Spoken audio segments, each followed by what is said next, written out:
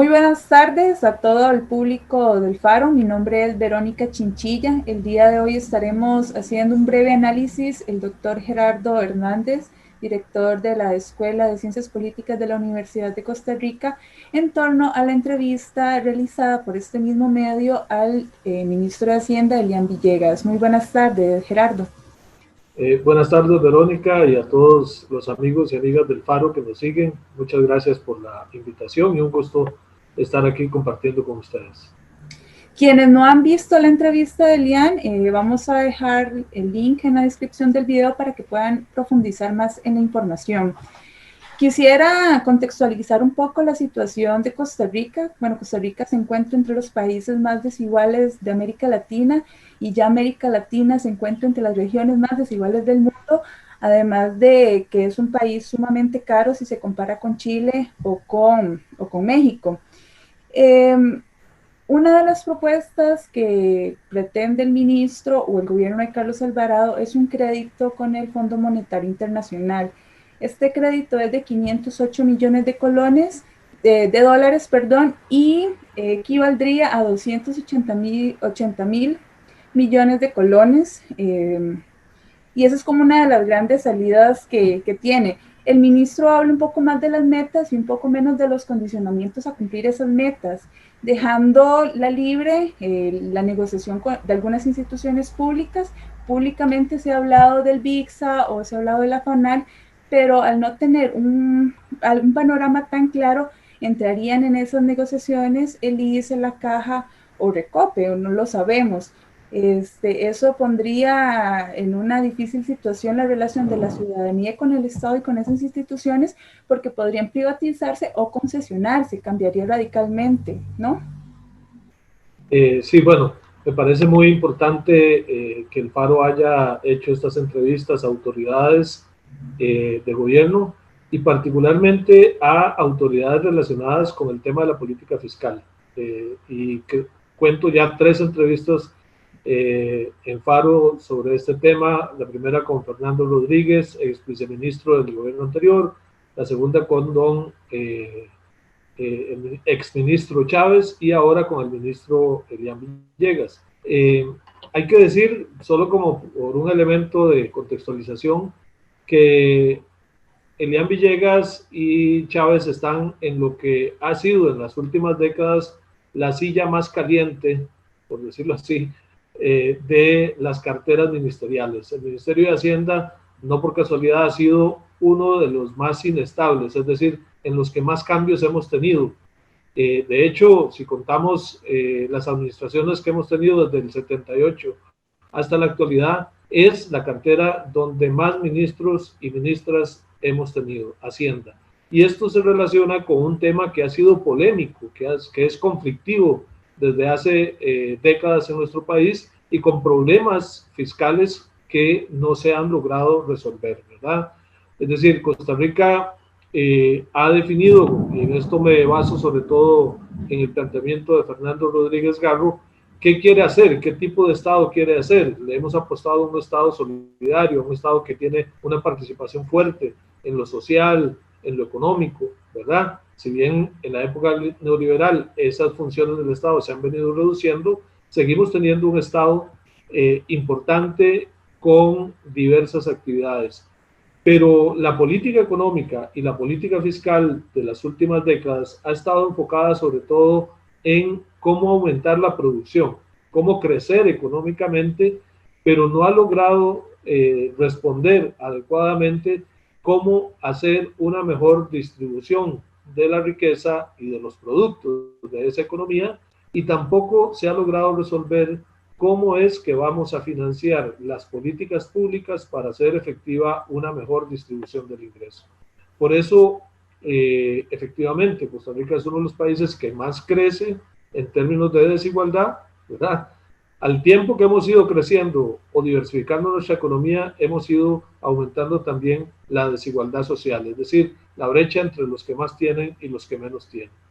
Y al mismo tiempo no hemos logrado resolver la pobreza de un segmento, de una quinta parte de nuestra población, de alrededor de un 20% de personas que viven en pobreza. Entonces, creo que la pandemia viene a agudizar estas tendencias que ya venían desde mucho tiempo atrás, y presiento que el gobierno, a pesar de la crisis tan cruda que estamos viendo y los sectores que están gobernando, no están dispuestos a dar una respuesta integral a estas necesidades. Por eso se tiende a pensar más en una lógica de recortes, disminución del gasto, venta de activos, pero no a cómo, incluso ahora hasta reducir jornadas laborales, ¿verdad?, en el sector público, pero no a dar una respuesta integral y sostenible a cómo es que vamos a seguir financiando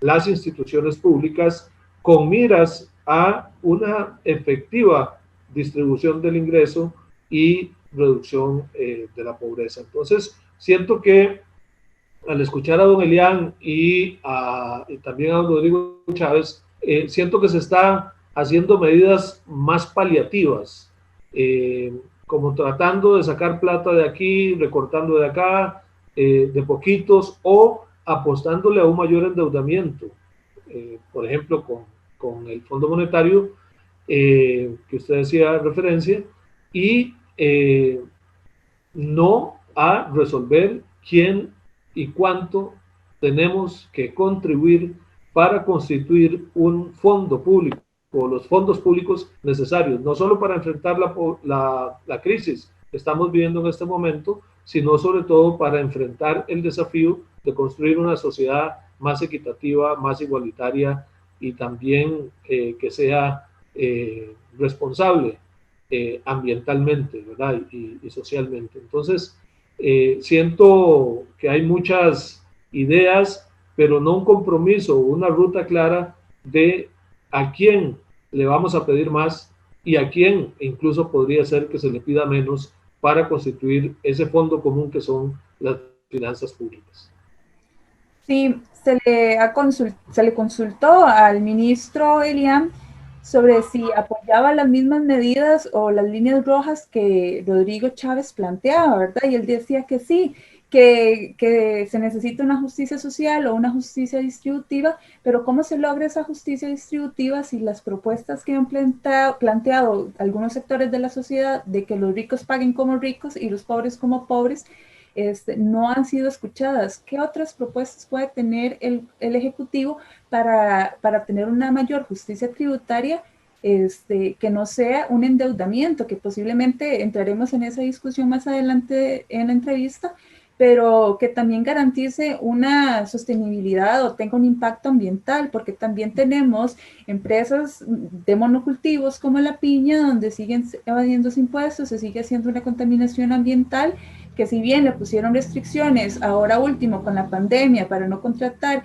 migrantes en condiciones precarias, podríamos decirlo de esa forma, pero no hay un avance que genere mayor equidad o mayor justicia tributaria.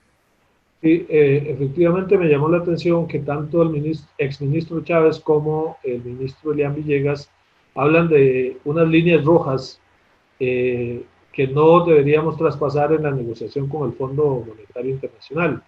Y ellas tienen que ver con no debilitar la distribución del ingreso, no aumentar la pobreza, ¿verdad? Y, en tercer lugar, no debilitar la inversión pública en infraestructura. Bueno, me llaman poderosamente la atención los dos temas porque, a ver, sin negociación con el fondo y desde hace 30 años, Costa Rica en Costa Rica se ha venido debilitando la distribución del ingreso. Es decir, de nuevo, estamos avanzando hacia una sociedad más desigual. En segundo lugar, no hemos logrado reducir ese 20% de población en pobreza que tenemos desde hace igual 3 décadas o más, ¿verdad? Y es predecible que con esta crisis que estamos viviendo crezca la desigualdad y crezca la pobreza.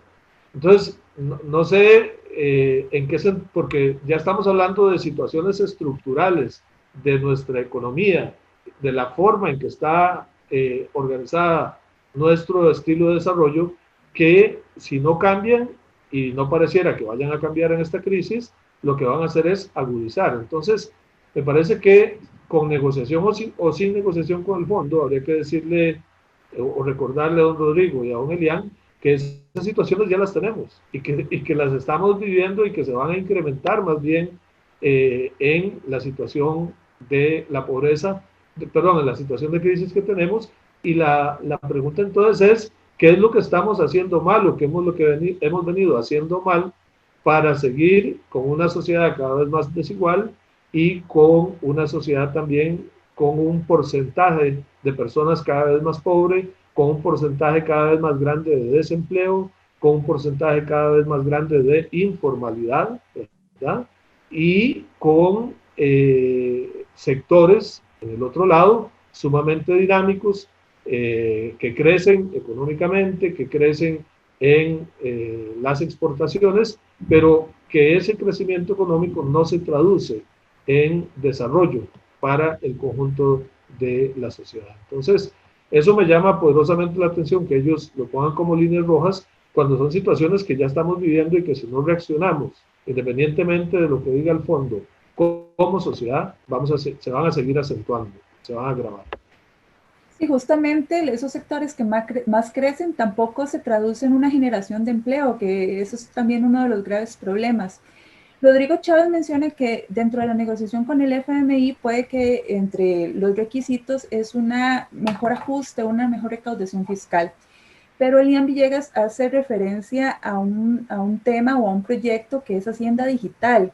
Si no me equivoco, ese proyecto estaría solicitándose 150 millones de dólares en un préstamo para que se financie y estaría poniéndose en vigencia o ejecutándose en 5 y 7 años. Eso es un periodo de tiempo muy largo y además implicaría eventualmente otro gobierno, quién sabe si será del PAC, si mantiene esas mismas líneas políticas, otro grupo político.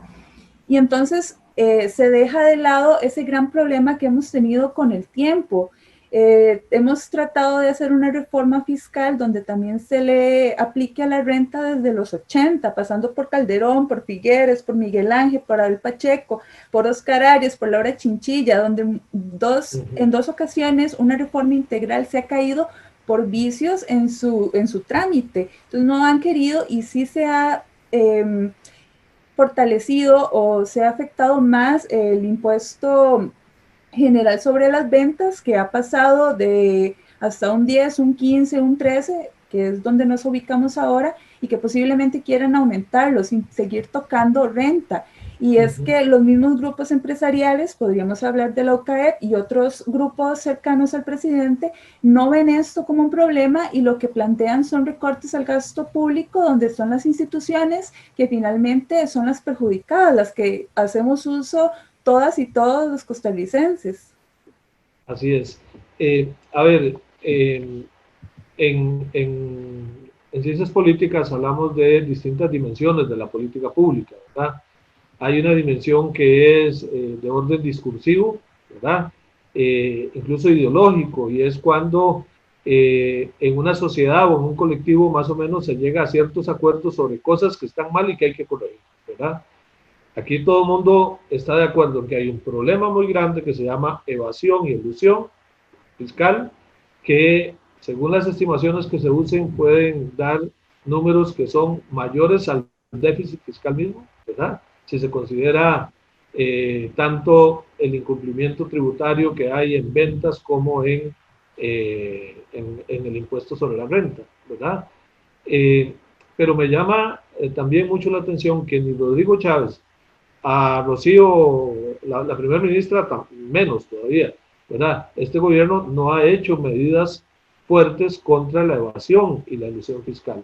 Pero la gran solución que inventó Rodrigo Chávez y parece que está siguiendo los mismos pasos Elian Villegas es, imagínense ustedes, en la situación de endeudamiento que tenemos es, necesitamos endeudarnos 150 millones de dólares para poder supuestamente combatir la evasión fiscal. Entonces, aquí hay un salto de la dimensión discursiva y de un relativo acuerdo que tenemos sobre que hay que entrarle a la evasión y a la elusión, a una medida que es de orden técnico, pero saltándose una dimensión que es muy importante, que es la dimensión del marco institucional, del marco normativo. Y lo cierto es que la evasión y la elusión fiscal pueden darse tal vez porque las computadoras que tiene el Ministerio de Hacienda no sean las más adecuadas o los sistemas informáticos, ¿verdad? A propósito de Hacienda Digital. Pero se dan sobre todo por vacíos o portillos que existen en la legislación.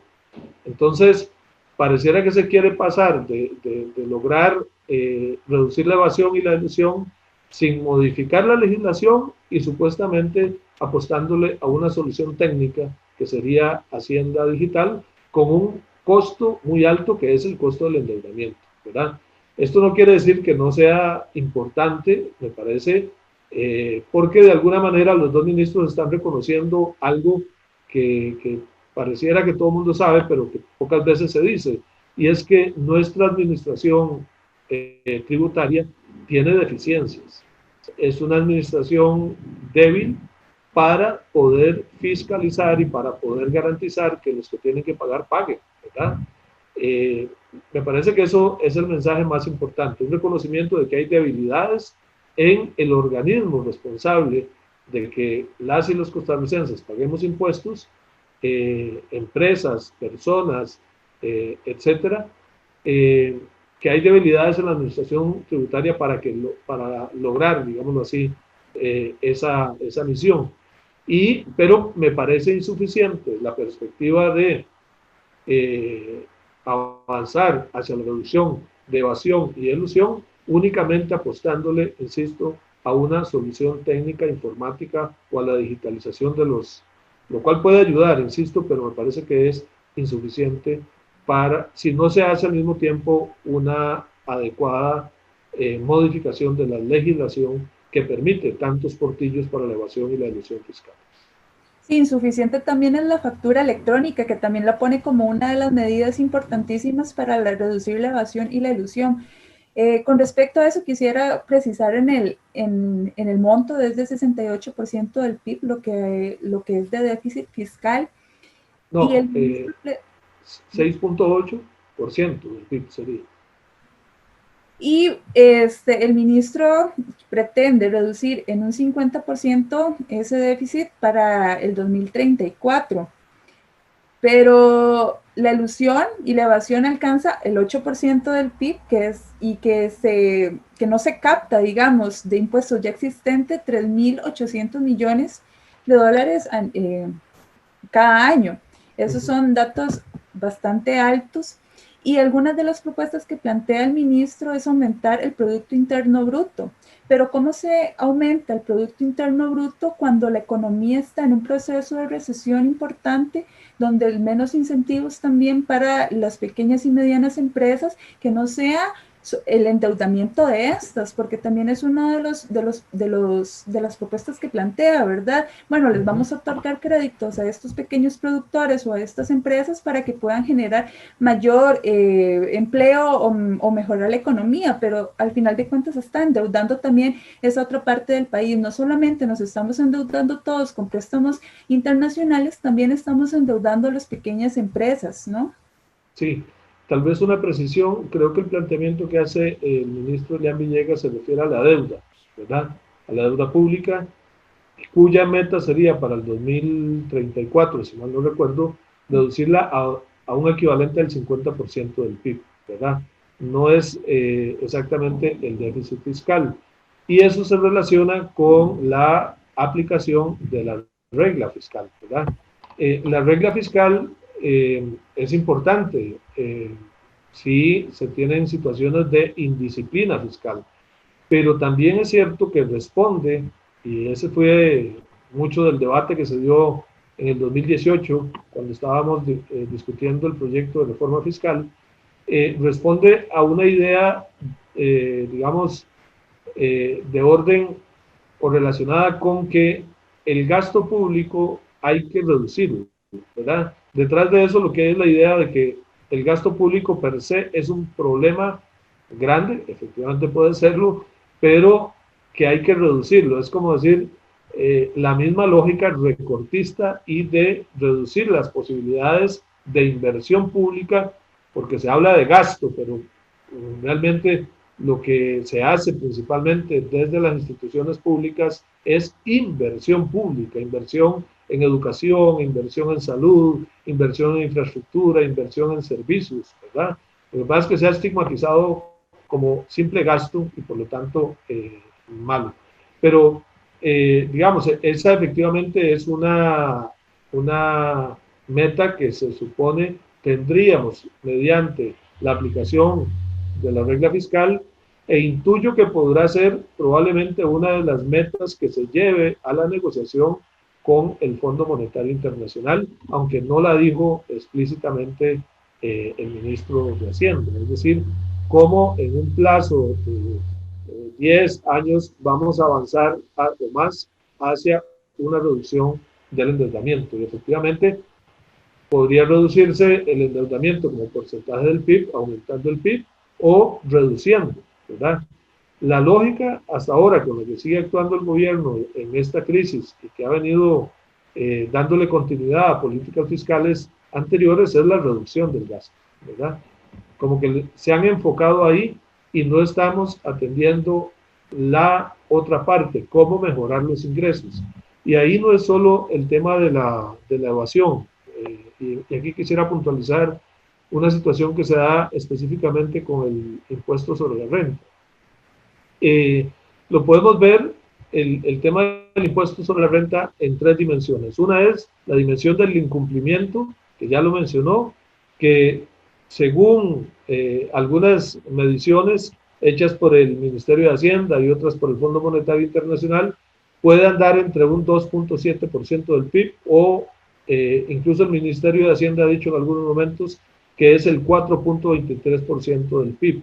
El incumplimiento tributario en impuestos sobre la renta. Es decir, una cantidad enorme de recursos que podrían o deberían estarse captando y por ley, ¿verdad? Y que no llegan porque se van en la evasión, la elusión o bien en la mora. Es decir, se declaran los ingresos y se declaran los impuestos, pero no se pagan en el momento en que deben pagarse. Está la otra parte, es cuánto se recauda, ¿verdad?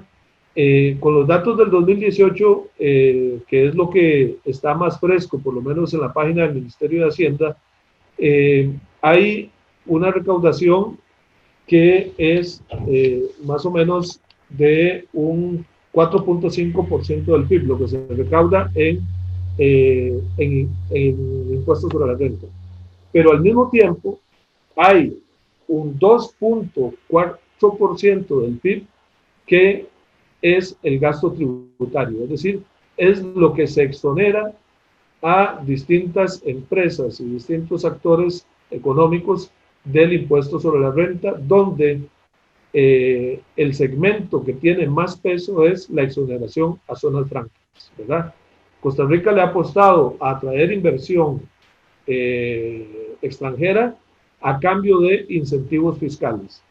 Las zonas francas efectivamente han tenido beneficios para generar empleo, divisas, y tienen un impacto importante a nivel de la economía, pero al mismo tiempo es un sector creciente que no contribuye justamente con la constitución de las finanzas públicas, es decir, con ese fondo común del cual deben derivar los recursos para hacer inversión social, inversión pública, ¿verdad?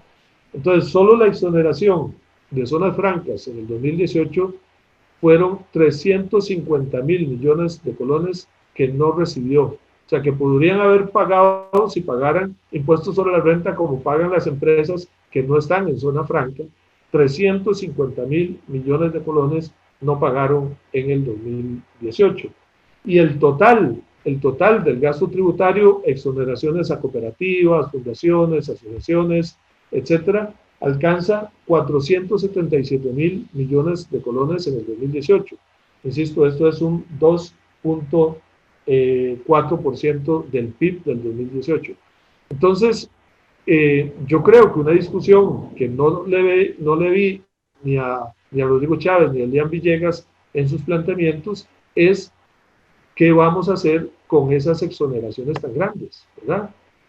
¿Qué significa esto? Que por cada 100 colones que se recaudan en impuestos sobre la renta, hay 53 colones que estamos exonerándole a otros actores. Entonces, el alcance del impuesto sobre la renta bajo esas condiciones, más la evasión y la elusión, es muy limitada, ¿verdad? Para fortalecer las finanzas públicas. Entonces, yo creo que tiene que haber una discusión muy fuerte entre distintos actores y sobre todo una acción más decidida de parte del gobierno de plantear una revisión a fondo, estructural, del impuesto sobre la renta, que es el impuesto que permite progresividad, ¿verdad? Es decir, que permite gravar según la capacidad a los distintos actores, tanto los trabajadores, los profesionales liberales, los bancos y las empresas que producen bienes y servicios en nuestra economía. Permitiría ese impuesto por su naturaleza que cada quien pague según sus posibilidades y no seguirle apostando a los impuestos regresivos como el IVA, ¿verdad? Donde ahí no se diferencia entre actores y capacidad económica de las y los consumidores. Sí, yo quería ampliar también que no solamente son los créditos con el Fondo Monetario Internacional, sino son alrededor de 7 créditos más, por ejemplo, con la Cooperación Andina de Fomento por 380 millones de dólares, el Banco Centroamericano de Integración Económica por otros 250 millones de dólares, otro por 50 millones también con la Cooperación Andina de Fomento, y más otros 2 créditos con el Banco Interamericano de Desarrollo, que suman casi 500 millones de dólares más. Entonces, usted lo planteaba, hay una reducción del gasto, no se está haciendo una captación real de impuestos sobre la renta y hay un endeudamiento internacional que al final de cuentas alguien lo va a tener que pagar. Y hablando un poco de esto, y cuando se le preguntaba sobre los 2 proyectos de ley, el de contingencia fiscal presentado por José María Villalta, el expediente 21.883, y el de Paola Vega, también de justicia fiscal frente a la emergencia del COVID, 22.034, él dice que están en el menú de opciones, pero que no lo han revisado a profundidad. Es dilatar las discusiones que son urgentes, porque hay personas todavía que tal vez no reciben el bono proteger, aumenta el desempleo, aumenta el endeudamiento también para poder sobrevivir en esta situación, y se sigue obviando proyectos de ley que tratan de aplanar o de minimizar los impactos de las personas más vulnerables, que tampoco se van a extender en el tiempo. Los 2 proyectos tienen un plazo establecido que no es para toda la vida, podríamos decirlo así, sino claro, sí, es aportar en un momento de difícil situación de una forma solidaria también. Sí, me parece que uno de los hechos políticos más crudos y dramáticos del momento histórico que estamos viviendo en este contexto de la pandemia, pero que no es nuevo, es este lema que han planteado las élites empresariales de no más impuestos, ¿verdad? Es decir, una negativa a contribuir solidariamente con la situación que estamos viviendo justo cuando a otros actores se les está pidiendo sacrificio, recorte, disposición a aportar, pero hay un lema y una posición claramente establecida en las élites empresariales, y aquí hablo tanto de la UCAEP como del grupo de economistas relacionados con Horizonte Positivo, la AmCham, Cámara de Exportadores, etcétera, que han dicho no queremos que el gobierno nos hable siquiera de impuestos, ¿verdad? Y al mismo tiempo exigiéndole al gobierno más ventajas, ¿verdad? Más ventajas de las que ya de por sí tenían y que además se les dieron en este contexto de la crisis en un proyecto que es muy interesante el nombre que le dieron, la ley más bien, que fue la ley de alivio fiscal, ¿verdad? Y ahí la pregunta es, ¿alivio para quién? Para las y los trabajadores no hay ningún alivio. Para las personas que más bien en este contexto se les ha empezado a aplicar hasta el IVA a la canasta básica, no hay tal alivio, ¿verdad? El alivio es fundamentalmente para el sector empresarial y además se planteó de manera indiscriminada, como diciendo todos van a ser afectados, aquí nadie va a salir ganando, lo cual es una falacia, ¿verdad? Eh, y hay grandes sectores o sectores importantes de la economía que no solo no han decrecido, sino que han mejorado su actividad en esta crisis, ¿verdad? Entonces, medidas como esa ley de alivio fiscal, que por cierto, por algo pasó así, sin ninguna complicación en la Asamblea Legislativa, ¿verdad? No fue la discusión de hace 2 años con la reforma fiscal, no, aquí todo fluía. ¿Por qué? Porque básicamente estaba orientada a favorecer a los sectores del poder económico, ¿verdad? Que recibieron ventajas en términos de impuestos, en términos de contribuciones a la caja, ¿verdad? Y en términos de acceso a créditos. Uno podría entender que pequeñas y medianas empresas tengan necesidad de cierto apoyo fiscal, pero no se justifica un alivio fiscal para actividades como el comercio, sobre todo el gran comercio de alimentos, supermercados, farmacias, etcétera, que no han visto reducida su actividad, que de pronto se les concedan plazos para retener el IVA que todos y todas pagamos y que lo puedan pagar hasta diciembre, ¿verdad? O para retener recursos del impuesto sobre la renta. Entonces, creo que hay ahí un claro ejemplo de cómo cuando se trata de favorecer a los sectores del poder económico, el gobierno apoya, impulsa, y esto fue una ley que contó con el apoyo del ministro Rodrigo Chávez, ¿verdad? En su momento ministro, y fue apoyada en la Asamblea Legislativa. Y cuando se trata de pedir una contribución solidaria adicional a ciertos sectores, no solo a los asalariados, que creo que todas y todos han dicho estamos dispuestos, ¿verdad?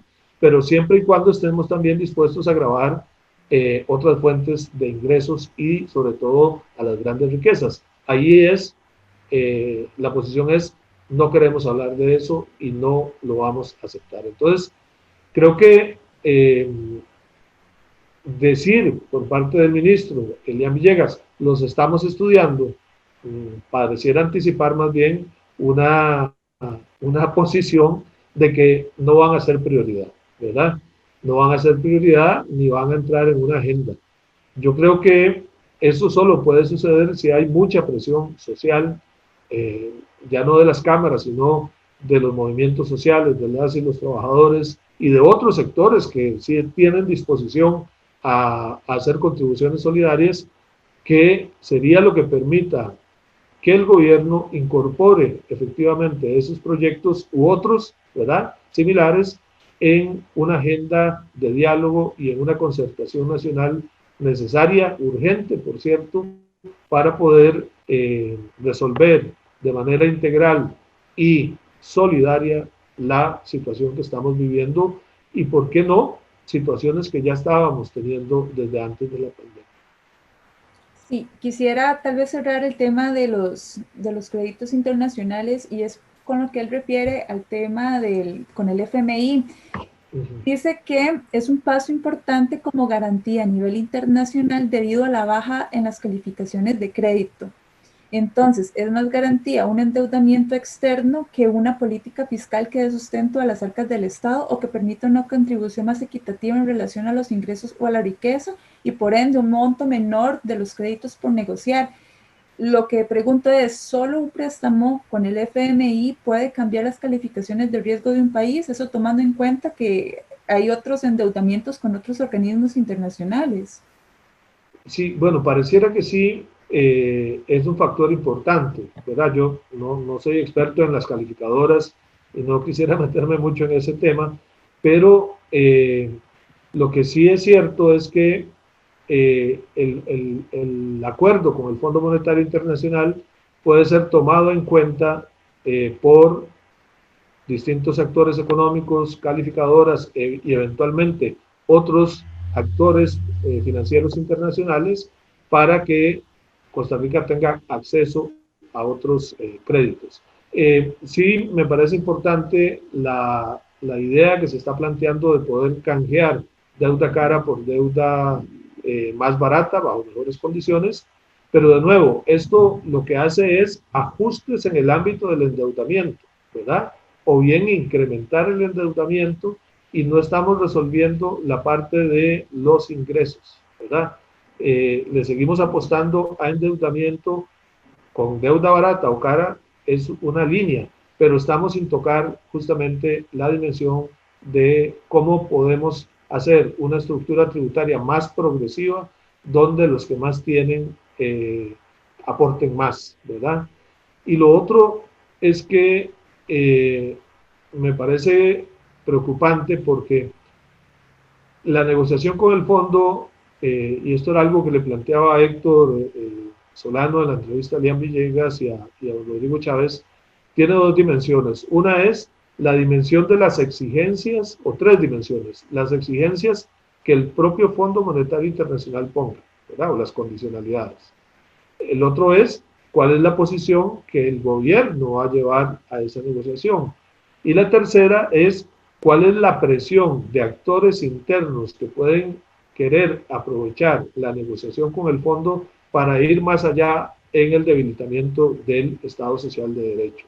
Es decir, en el recorte a la institucionalidad pública y a las y los trabajadores del sector público, o bien en la creación de condiciones más favorables para la acumulación, no tanto así para la distribución de riquezas. Entonces, a mí me preocupan mucho las presiones que hemos visto de actores económicos, ¿verdad?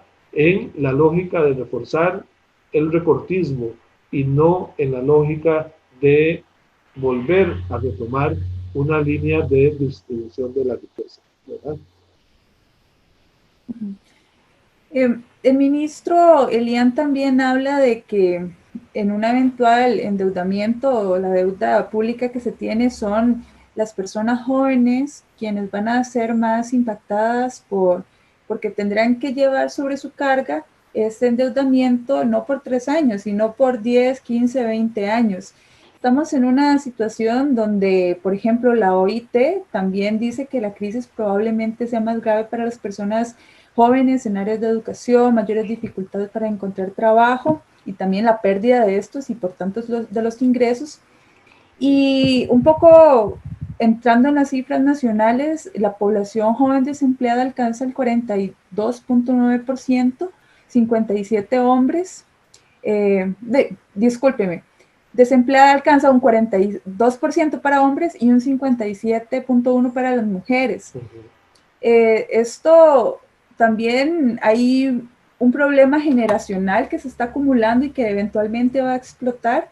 Entonces, ¿cómo podemos generar mejor capacidad o mayor capacidad en estos aspectos cuando hay una generación que viene y no va a encontrar oportunidades laborales? Efectivamente, no es algo que podamos dejar al mercado, ¿verdad? Ya el mercado antes de la pandemia mostraba que el tipo de economía que hemos venido, que se ha venido fomentando en Costa Rica, no genera empleo suficiente para absorber una cantidad creciente, digamos, de personas jóvenes que ingresan a la fuerza laboral o a la edad, digamos, de trabajar. Y efectivamente la crisis económica, sanitaria, social y hasta política que tenemos en este momento va a reducir las oportunidades de inserción laboral para una gran cantidad de personas y va a expulsar, o ya está expulsando al desempleo o al subempleo a muchas personas que ya tenían un empleo, ¿verdad? De manera que vamos a tener situaciones también de precarización del empleo y de las condiciones laborales, deterioro de los derechos, porque también es cierto que hay sectores económicos que se aprovechan de estas crisis para debilitar derechos laborales. Entonces, no es algo que se pueda dejar al mercado la solución a esto, ¿verdad? Justamente, difícilmente podemos hacer frente a esa gran a esos grandes niveles de desempleo, subempleo y precarización del empleo sin política pública, ¿verdad? Es decir, sin una intervención del Estado, vía distintas formas de apoyo a emprendimientos, vía de formas de traer de la informalidad a la formalidad económica a amplios sectores de la población, ¿verdad? Eso, si lo dejamos en manos de la iniciativa privada y de las fuerzas del mercado, va a ser un desastre, ¿verdad? Entonces, yo creo que tenemos también que pensar justamente en qué proyectos y qué medidas de política pública vamos a hacer, aparte de los que ya teníamos, para poder hacerle frente a esa situación económica que se expresa dramáticamente en el tema del empleo.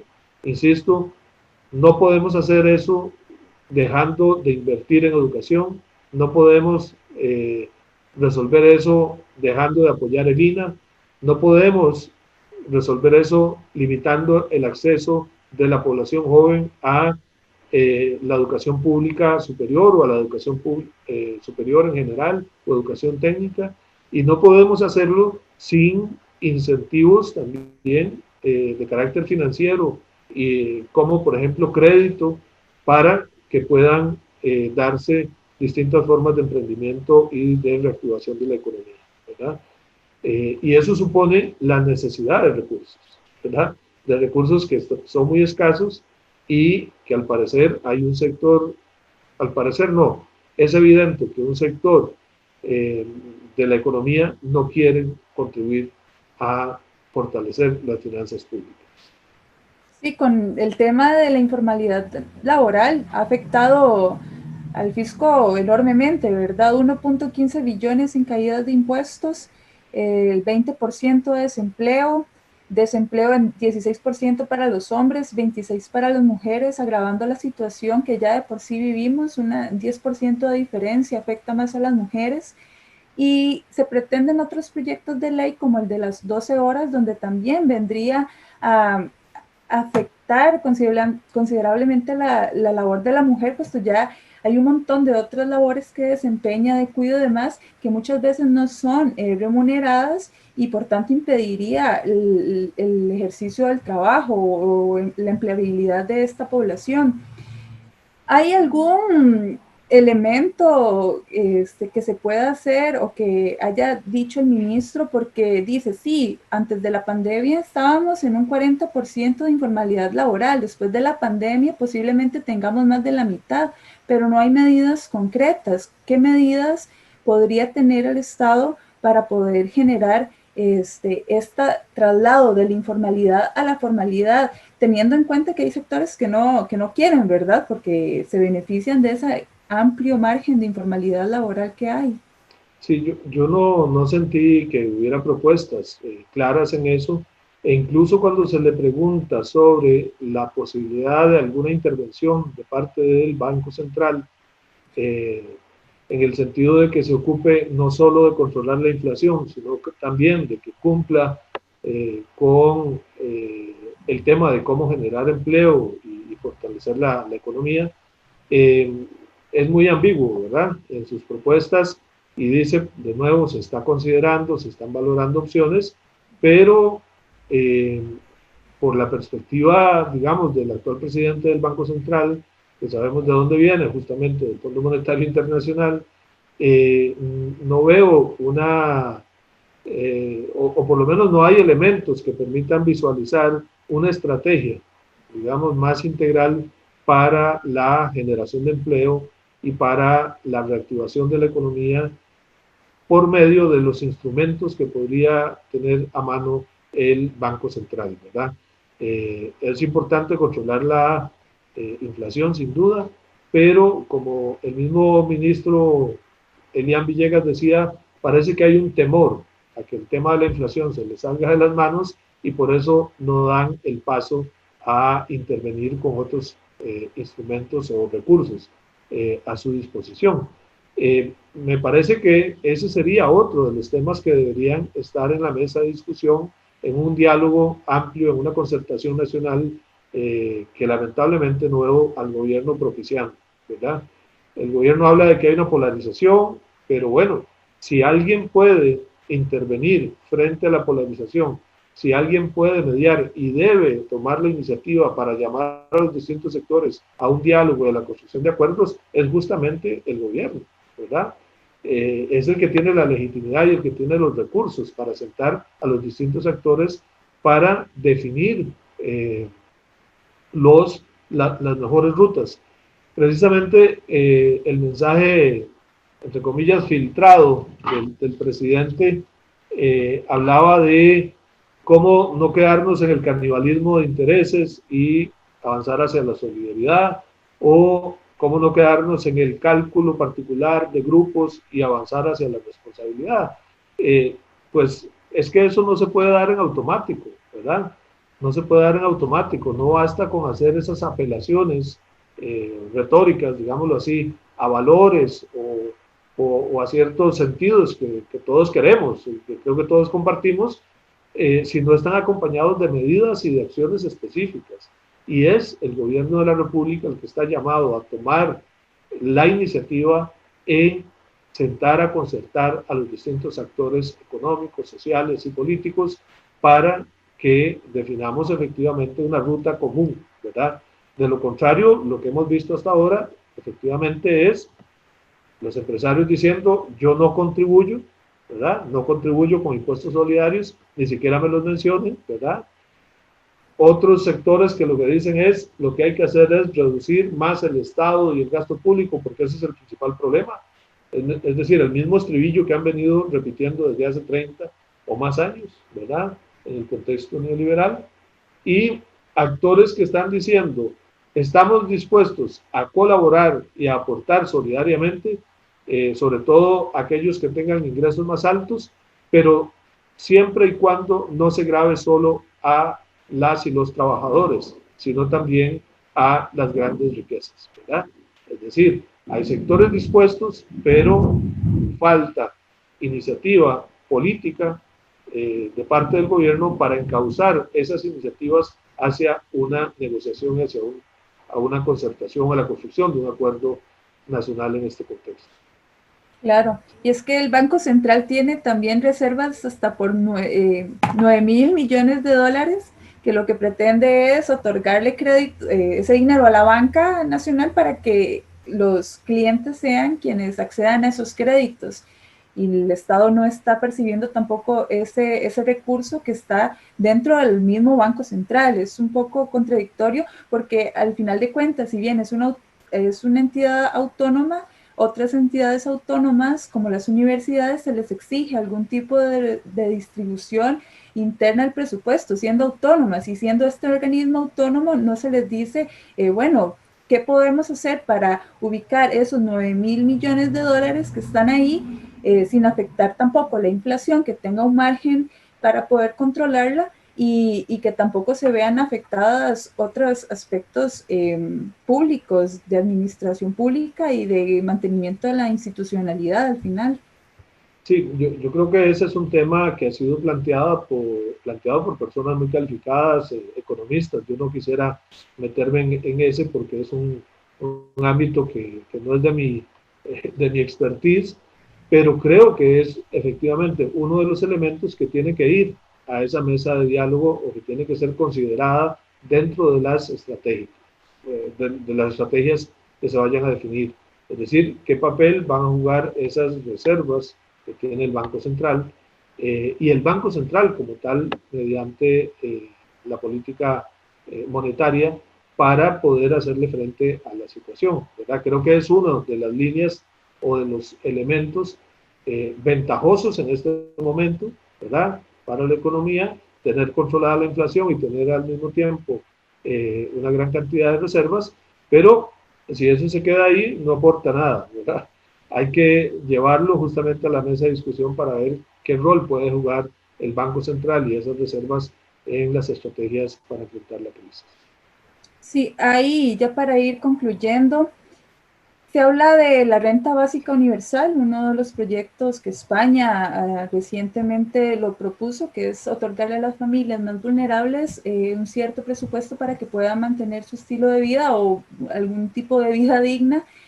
Y en Costa Rica el bono proteger se puede asimilar, digamos, esa renta básica universal, pero está complicado con las finanzas públicas colapsadas, que pueden llegar a colapsar eventualmente si no se recaudan suficientes recursos a nivel de impuestos, como ya lo habíamos hablado, de renta o de la riqueza.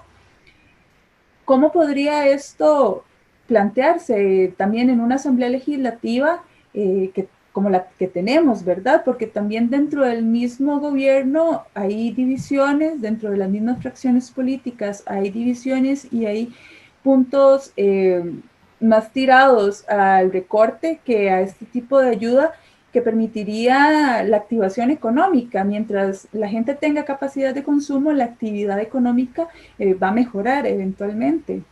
Sí, yo creo que una de las cosas más dramáticas y que nos desnuda de alguna manera en la situación eh, política, fiscal, económica que tenemos es que mientras hay sectores a los que se les exonera en montos de 477 mil millones de colones, equivalentes al 2.4% del PIB en el 2018, ¿verdad? Mientras eso se da, probablemente en el 2019, no tengo los datos del gasto tributario del año 2019, pero probablemente eso sea una suma mayor. Al mismo tiempo, toda esa plata que se exonera va a dar a algún lado y efectivamente no es a las finanzas públicas, va a dar a las finanzas privadas, es decir, son incentivos para la acumulación y eventualmente podrían serlo también para la reinversión, ¿verdad? De actividades económicas. Pero básicamente una empresa que esté en zona franca, ¿cuál es el incentivo? Bueno, que si tuviera que pagar el 30% de impuesto de la renta según el volumen de su actividad, no lo paga, ¿verdad? Es decir, que tendría un 30% más de utilidad, para decirlo de alguna manera, ¿verdad? Es decir, las exoneraciones a empresas que producen riqueza finalmente son mecanismos de acumulación de esa riqueza y no de distribución, ¿verdad? Cada colón que se exonera a actores que generan riqueza es un colón que dejan de percibir las finanzas públicas y que va a los bolsillos privados, por decirlo de alguna manera. Entonces, lo dramático que tenemos es que a esos sectores se les perdona cerca de un 2.4% del PIB, considerando el 2018. Y en este momento, el Estado tiene que andar raspando la olla, por decirlo así, para poder financiar el bono proteger. Y enfrenta incluso grandes resistencias eh, políticas para que el elemento más claro de solidaridad que puede establecer la sociedad con aquellos que más lo necesitan pueda ser viable, ¿verdad? Y en ese sentido me parece que es dramático el cuadro que muestran estas oposiciones o estos cuestionamientos a un elemento de solidaridad como es el bono proteger y como sería efectivamente una renta mínima individual o lo que en otro momento con proyectos de ley incluso se ha llamado el salario mínimo vital, ¿verdad? Para atender a la gente que más lo necesita. Y vemos, por un lado, haciendo grandes escándalos algunos actores mediáticos por aquellos casos en que a lo mejor un bono proteger le llegó a una persona o a varias o a muchas, podría ser, no sé, sin tal vez ser la más necesitada, ¿verdad? Y entonces hacen grandes escándalos mediáticos, cuestionan el gobierno, la Asamblea Legislativa hierve cuando se habla de estos temas, pero están calladitos con las exoneraciones y están calladitos, no dicen absolutamente nada con la evasión y la ilusión fiscal, que son, digamos, los grandes boquetes de las finanzas públicas. No, el problema de las finanzas públicas no va a estar, no está ni estará por dar un bono proteger de 60,000 colones, de 100,000 colones o de 125,000 colones a una persona que está quedando desempleada y que apenas podría contar con eso para medio comer, ¿verdad? por ahí no va a ser un problema de finanzas públicas. El problema de las finanzas públicas es que hay gente que no contribuye lo que debería, ¿verdad? Y que hay mucha gente a la cual se le perdonan o se les exoneran los impuestos. Eso es, en última instancia, lo que ha venido debilitando las finanzas públicas. Y en eso deberíamos concentrarnos, no en perseguir a alguien que a lo mejor no estaba tan necesitado del bono proteger, como pareciera que es la lógica de algunos sectores políticos inmediatos. Y a modo de cierre, Gerardo, ante esta perspectiva y el escenario en el que nos encontramos, recortes, endeudamiento, ¿qué nos espera? ¿Cuál es el pronóstico a un corto, mediano, largo plazo si continuamos por el camino que hemos transitado estos últimos años? Efectivamente, la crisis económica que estamos enfrentando ya es fuerte y va a ser lo más, ¿verdad? Va a ser muy, muy, muy dramática. Y en ese sentido, nadie debería agacharse, por decirlo en términos coloquiales, todo lo contrario. Todos los actores deberíamos estar efectivamente dispuestos a ver en qué podemos aportar, pero todos. Los llamados que hacen el presidente y otros actores a socarse la faja, pues deberían hacer efectivamente a todas y todos. Porque vamos a ver, más allá de la retórica, la unidad, la solidaridad en términos abstractos, insisto, esto requiere acción, esto requiere medidas concretas. El gobierno es corresponsable de lo que esté sucediendo y de lo que vaya a suceder, ¿verdad? Aquí no es que el gobierno está atendiendo solo a un sector u otro, que es el equilibrista, como dicen otros. No, no, el gobierno solo equilibrando entre intereses, no, el gobierno es un actor y toma posiciones, y las posiciones tienen consecuencias para unos sectores, para otros. ¿Por qué? Porque esta es una sociedad, como todas, diferenciada en términos de recursos económicos, de recursos políticos, de recursos de poder simbólico también. Entonces, yo creo que tenemos que avanzar efectivamente hacia un gran diálogo, hacia una gran concertación nacional, que no veo lamentablemente al gobierno haciendo esto. Dicen que están dialogando, pero hacen reuniones con un sector, con otro, a unos les hacen caso, a otros no, ¿verdad? No, eso pareciera que es insuficiente. Entonces, yo siento que si no hay una acción política efectiva, orientada hacia el diálogo, la negociación y la concertación, pues se va a cumplir el pronóstico que el presidente dice que no quiere, pero que tampoco está haciendo algo para evitar, y es el pronóstico del sálvese quien pueda, ¿verdad? El pronóstico de aquí los actores más poderosos son los que van a seguir imponiendo la agenda y no se va a escuchar, como hasta ahora no se ha escuchado, iniciativas como las de el Grupo de Economía Pluralista, Mujeres en Acción, ¿verdad? Proyectos como los que están planteados en la Asamblea Legislativa, usted ha mencionado el de José María Villalta, el de Paola Vega, distintas iniciativas que se han planteado desde otros sectores económicos y sociales con perspectivas distintas a las que predominan en el gobierno y a las cuales pareciera que no hay una clara disposición a escuchar. Entonces, si las cosas siguen como están y no se apuesta a ese diálogo y a esa construcción de un acuerdo compartido y comprometido de todos los actores, donde los que más tienen aporten más, lamentablemente podríamos estar en un escenario de un fuerte retroceso en el Estado Social de Derecho, que por cierto dicen que quieren defender, pero entre del dicho al hecho hay mucho trecho, ¿verdad? Dicen que quieren defender, pero pareciera que están actuando en la línea opuesta, ¿verdad? Entonces podríamos tener un fuerte deterioro de nuestra institucionalidad pública, de los servicios públicos que son tan importantes para el cumplimiento de derechos humanos, para la distribución del ingreso, ¿verdad? Una reducción de oportunidades para las nuevas generaciones en cuanto al acceso a educación, a formación, a oportunidades y a empleos, ¿verdad? Y muy probablemente un escenario que sería aprovechado por los grupos neoliberales para debilitar aún más la institucionalidad pública y abrir digamos, opciones que ya se denuncian para venta de activos, privatización y eventualmente hasta una, pienso yo, una estrategia que podría ir en detrimento de las moratorias que ha tomado este país en materia ambiental, ¿verdad? Por ejemplo, explotación petrolera, explotación minera, etcétera. Es decir, en una situación de crisis acentuada se generan condiciones para justificar romper con algunos compromisos que ha adquirido, que hemos adquirido como país en materia ambiental y en materia de derechos laborales y de derechos humanos en general, ¿verdad? Porque ahí van a querer que predomine nada más la voz del mercado, ¿verdad? Y la voz del mercado es utilitarismo y eh, la sobrevivencia del más fuerte, sin mediación.